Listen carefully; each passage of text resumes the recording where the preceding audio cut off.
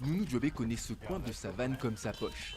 Grâce à son métier de ranger d'abord, dans le Hluhluwe Mfolodzi en Afrique du Sud, la plus vieille réserve naturelle du continent, mais aussi parce que c'est un ancien braconnier qui chassait alors l'antilope. Aujourd'hui, Nounou ne jure plus que par la protection du rhinocéros, au nom duquel il organise des visites pour des groupes scolaires venus des villages autour du parc. La plupart des visiteurs du parc sont blancs ou viennent de l'étranger, d'Angleterre. Et ce n'est pas juste pour les gens du coin qui n'ont pas l'occasion de rentrer ici. Et en même temps, qu'est-ce qu'on attend d'eux s'ils ne savent pas ce qu'est un rhinocéros? Moi-même, j'étais braconnier avant, et maintenant je les protège.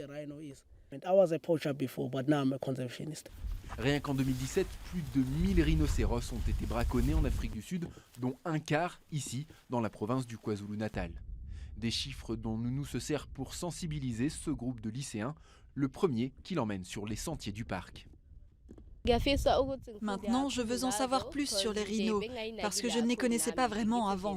Je suis en filière scientifique et je pensais m'orienter vers la médecine. Mais avec ce que j'ai vu aujourd'hui, je réfléchis à autre chose. Il y a des choses merveilleuses à faire avec ma communauté pour protéger les animaux et améliorer l'économie de l'Afrique du Sud.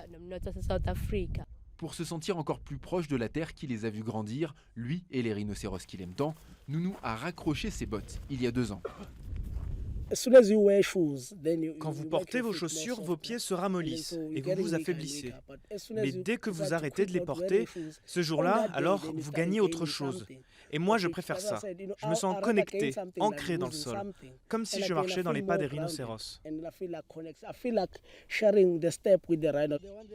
L'Afrique du Sud abrite environ 80% de la population mondiale de rhinocéros, un véritable trésor national sur lequel Nounou Jobé veille sans relâche.